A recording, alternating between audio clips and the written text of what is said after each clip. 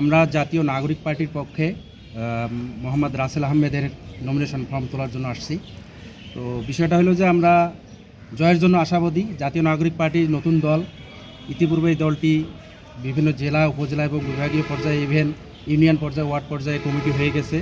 7 মাসের একটা দল, 7-8 মাসের একটা দল, এই দলটা মোটামুটি এগিয়ে গেছে। তো আমরা সাধারণ জনগণকে একটা বার্তাই দিব, জাতীয় নাগরিক পার্টির পক্ষে কাজ করার জন্য, এবং জাতীয় নাগরিক পার্টি ন্যায়, সততা এবং ইনসাফ ভিত্তিতে কাজ করবে, এই আশাবাদে আমরা আর কি কাজ চালিয়ে যাচ্ছি। জনগণের সাড়া পাচ্ছি, তরুণদের সাড়া পাচ্ছি, তরুণরা এগিয়ে আসতেছে। বিভিন্ন যারা ভালো লোক রাজনীতি করতে চায় না, সেই লোকগুলোর সাড়া পাচ্ছি। আসলে আমরা দেখি যে বিভিন্ন রাজনীতি যারা করে সবসময় বলে যে ভালো লোকের জন্য রাজনীতি নয়, আর আমরা এই ভালো লোকগুলোর কাছে যাচ্ছি এবং এই ভালো লোকগুলোর সাড়া পাচ্ছি। ইনশাআল্লাহ আমরা জয়ের ব্যাপারে আশাবাদী। নির্বাচনের পরিবেশ মোটামুটি সুষ্ঠু আমার মনে হচ্ছে। বিভিন্ন জায়গায় কিছু বিশৃঙ্খলা ঘটনা হচ্ছে, তবে মোটামুটি পরিবেশ সুষ্ঠু।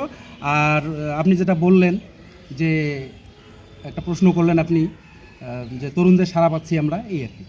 আমার নাম মোহাম্মদ সিরাজুল ইসলাম সিরাজ, আমি কালীগঞ্জ উপজেলার যুগ্ম সমন্বয়কারী, জাতীয় নাগরিক পার্টি।